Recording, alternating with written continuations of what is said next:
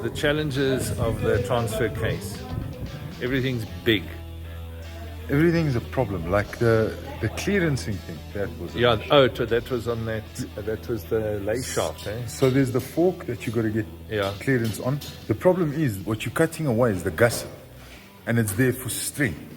So you got to now massage it. You can't just go and grind off. So this is not the job for average oak in his garage. This is what you're saying. Unless he's got knockers like that.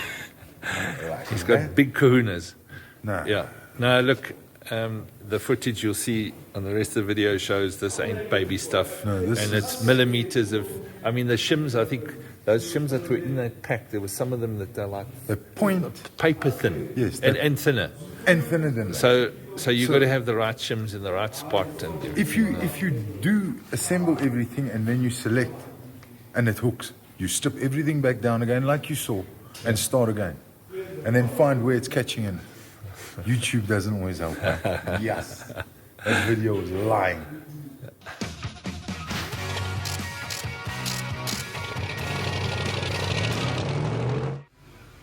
Colin, what are you doing?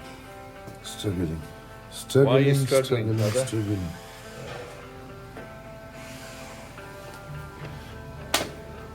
Yes, this is The clearances. Yeah, I just need to get.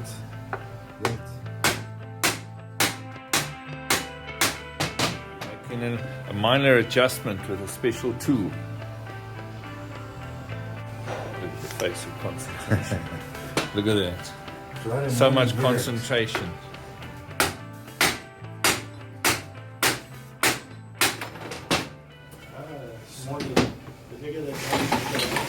Look at the problem, the bigger the hammer. That's why we got the big 4-pounder out. There's a big problem. There's a bearing inside there. Yeah.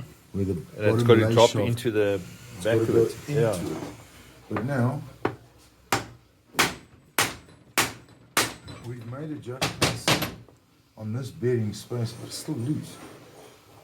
I need to get it further down.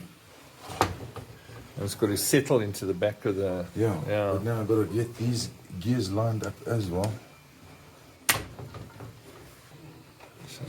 Neutral. See how robust the patrol transfer case components are. Hugely strong.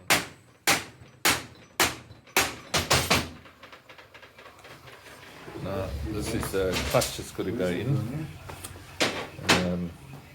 What was that space size? 3 more that we put in? No, 2.5.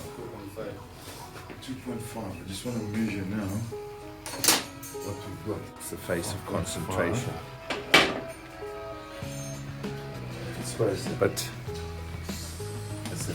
it's a spacer, it's just too much. Freaking spacer.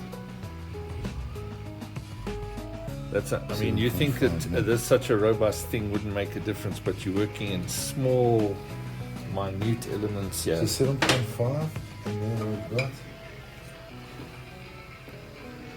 outside of the case. It's exactly that spacer. So to get to that spacer, take it all out. Everything flat again. No, dude. You know that. So the spacer in the back of the housing is just too much. Inside here, Yeah. we put in a spacer now to take up the play between the gear And the circlip. Yeah. Exactly what less the bearing. And now that's pushed the bearing out too far. so that's the face of a man who has to take this whole thing, and you can see there's nice, fresh sealant on all of the bolts. And this is one of those things to take up space of circlip and bearing, so he's going to have to pull it all out to change the spacer. But it is what it is. Progress is progress. There we go. Then that way you would have seen I damaged it quite a number of times already. That little canister, vacuum canister, that goes in there. So that it's takes vacuum on both sides of the diaphragm and moves that shaft in and out to engage that fork, which engages the factory locker. So, thank God that's out. Front diff in with the locker. Yeah. Still to connect the air hoses. And when I installed it, I put a lot of slack into to allow for it. The clutch is going to go in the gearbox now.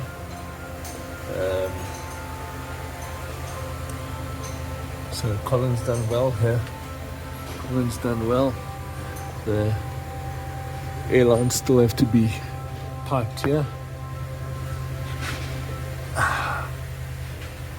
This is very, very close to the exhaust, but it is what it is, and that's why they tell you exactly on the drawing where to put things,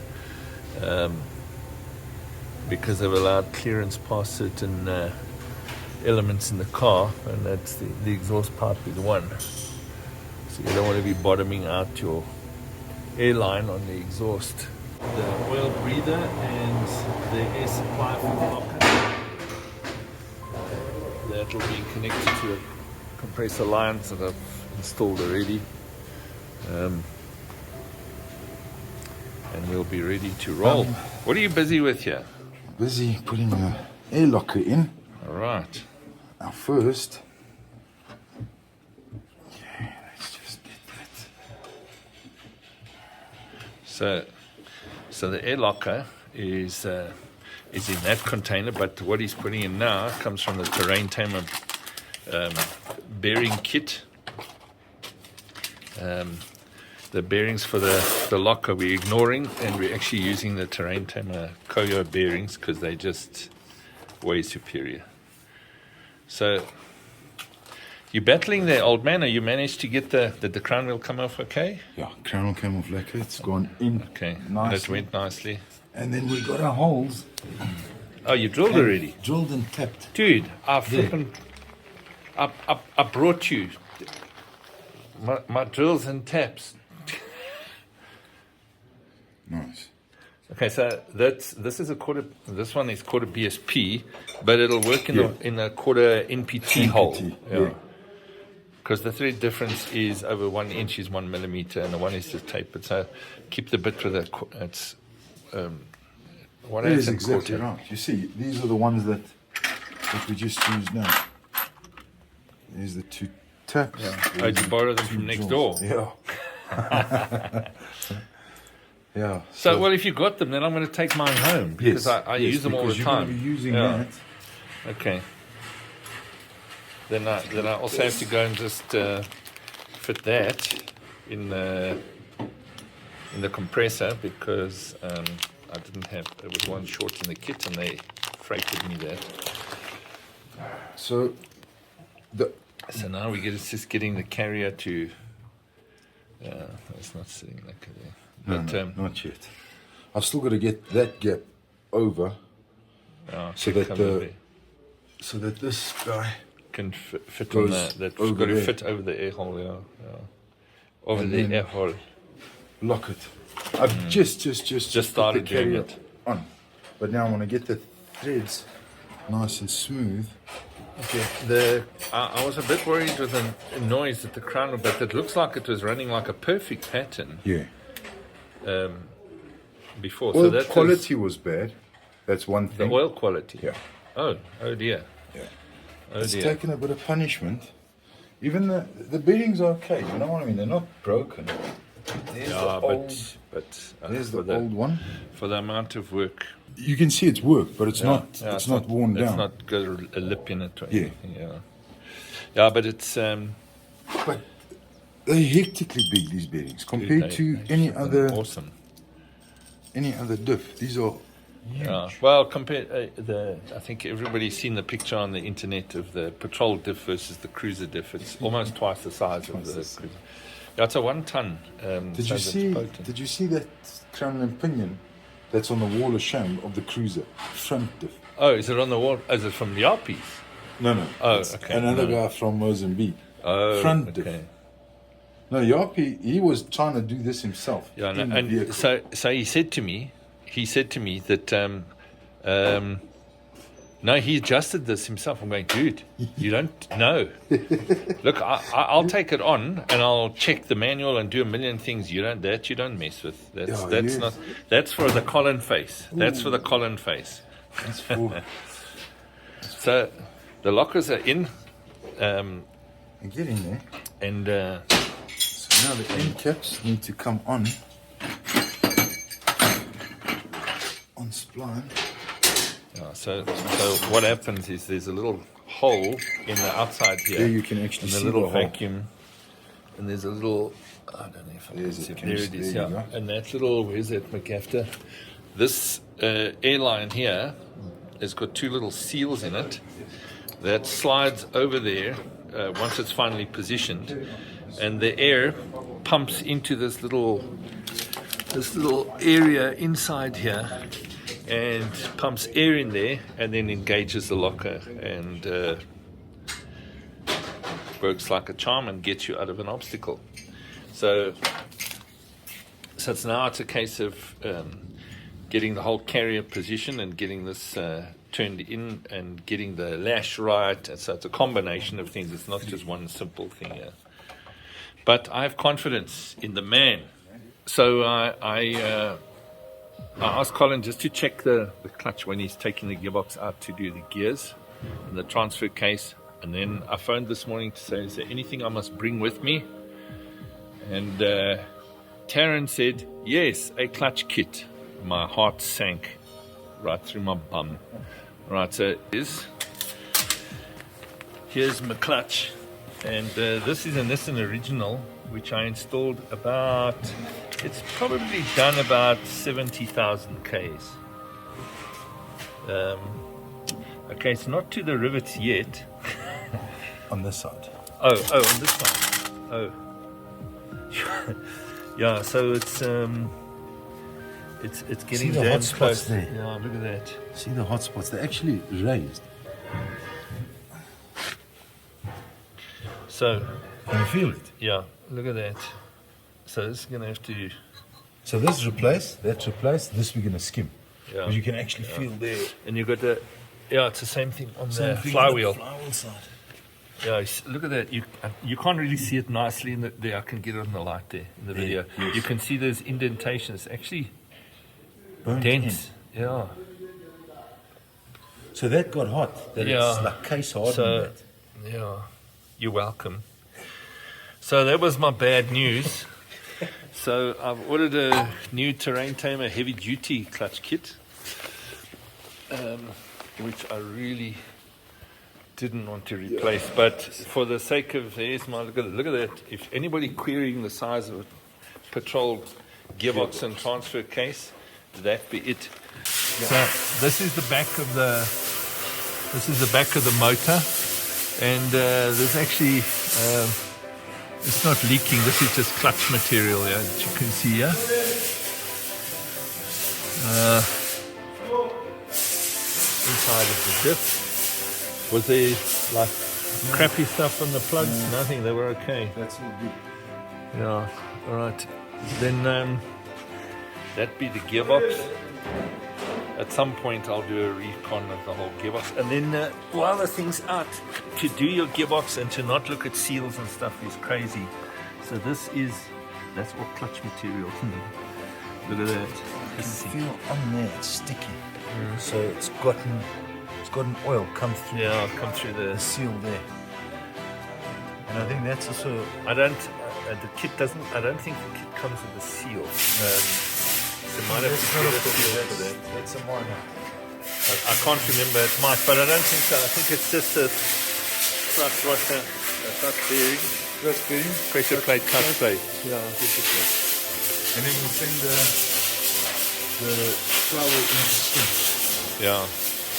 For those who are wondering how the diff lock works on the Patrol, this is now the selector fork that runs on and shifts the dog drive in and out. It works on vacuum.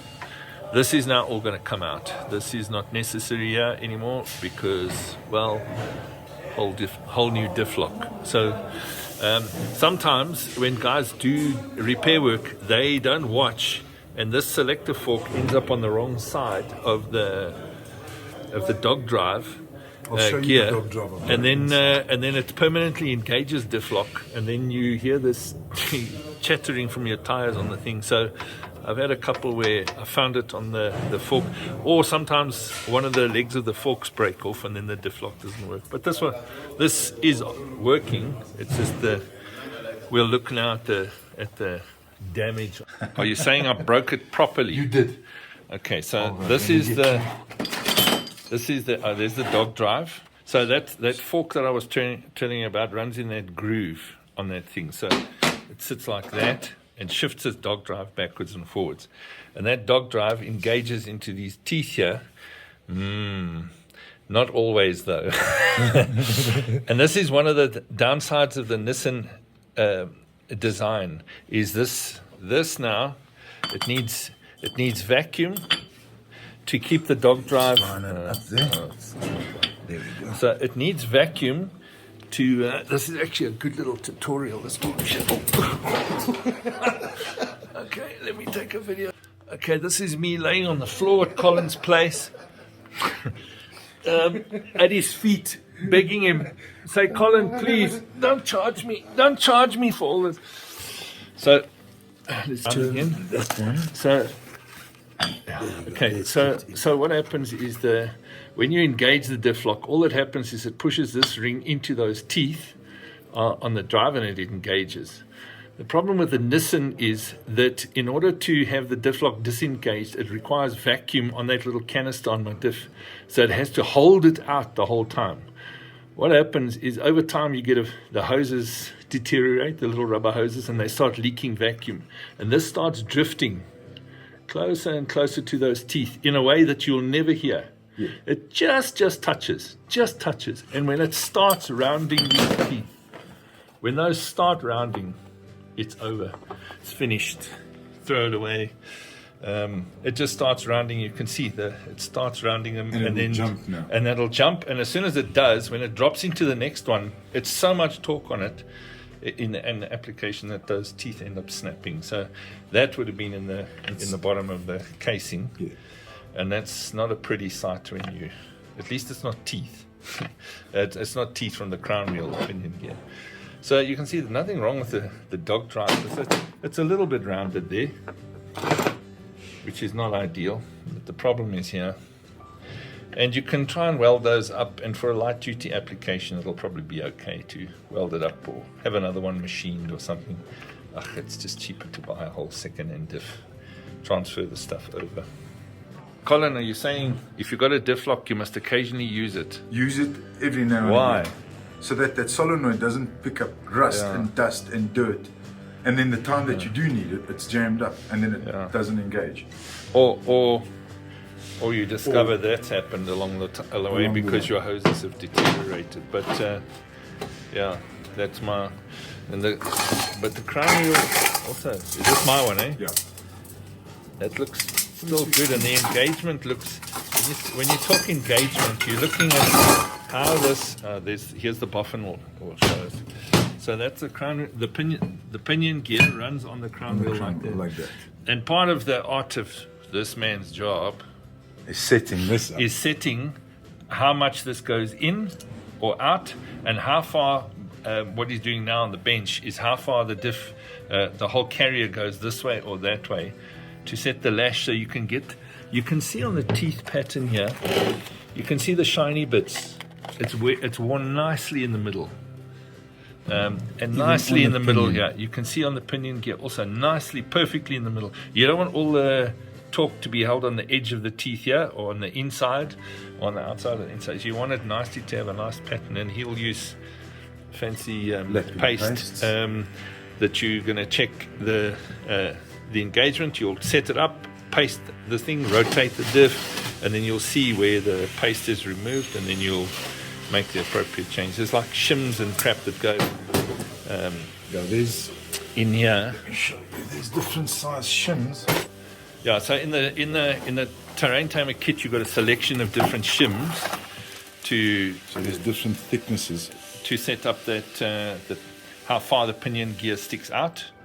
And you can't just you don't just throw a pinion gear in. That's important stuff. That if you Yeah. leave that out, you're not going to get the correct engagement, and you're going to be driving on the outside or the inside of your teeth here, and then you're going to end up breaking That teeth lash off. that you were talking about, Yeah, there's a. that's what we're looking for, something like that. I can't remember what the factory on it. It's like 20 thousandths or something. I don't know what it is. 20 thousandths. Yeah. That was my guess. But Good guess. yeah, you don't want. You can hear it moving. You don't want the thing to be locked up tight, because when metal expands under heat, the stuff gets hot. You've got to have a bit of wiggle room, but you don't want to have so much wiggle room that you can't actually that the thing starts binding up. That the thing moves around and rattles too freely, because then what happens is that carrier shifts suddenly when it takes when you're engaging in a gear or you drop your clutch. Look up. This is now the locking ring that comes with the kit. Okay, that's free. Yay! Oh, that lined up pretty That's sweet. free. This one, You yeah, can I see don't the- think so. No. I don't think. See, Yeah. you've got to make sure. And these are like butt perfect. They sit on little grooves, threaded grooves, and it has to be absolutely butt perfect to line it up. And then you'll fiddle with it. So you can see these marked here, punched 3 and 3 dots, and then it'll be 2 and 2 dots, and 1 and 1 dot, and 4, whatever it might be. So even the pro marks everything. No, you have to. You have to. Because they've been line board. Once Yeah. they've built them. They You line can't, board them, so you can't use swap this caps. cap on that side. Yeah. Or what will happen? Or it's going to pull skew. And Well, you probably wouldn't be able to get the bolts in No, you wouldn't anyway. do this. Yeah, you wouldn't do this. yeah. So it might seem stupid, but when the bolts go in that easily, especially on both of them, that's actually a brilliant thing. So in order to hold some sticky stuff stuff. together, you Foam use tack. I use actually very tacky wheel bearing grease myself, because I don't do a lot of diff assembly like this, but in a lot of things you've got to have something to hold the stuff together while you're working, and so you'll use some assembly paste or assembly lube for certain things. So are you laughing at lube? Are you laughing because I said lube? Sticky tack lube. So Colin, your challenge with this is to get that's a copper hose. It is flexible to a point, but you don't want to kink it. That now goes here. It positions there more or less, Yep, and it blows like through that little thing that I explained earlier into sure that little it'll- hole. I'm sure it'll hold Just on put to some- the first one. Let's just put some lube on. Lube. Good. Then it's got a bend. Then it does a little loop to allow for some movement. I do the same with exhaust gas temperature probes, because it's Yes, got a stainless yes, steel yes. braid on it, and the engine moves like that. Yeah. And eventually the braid is and it's got to go down that little hole. And so you were saying something else though, we were talking about some important thing With that I was the- trying to capture. With the loop here. It needs that loop. Yeah, but we So were that saying it something gives- else after that. Damn it. I don't know this one. Okay, but And then- these are now the fittings. It's the fitting for the air hose on this And side. that's a little flexible but gaffed, and there's a tiny little O-ring that's got to go in there too. In there. You'll see that flipping thing. Yeah. It's like he and I can hardly hold such a small thing in our fingertips, and then they give us that And then crap that to one work in. is the return oil. So the return is actually quite easy because it's a push-in fitting. This one's a little bit more complicated because there's a compression olive underneath there.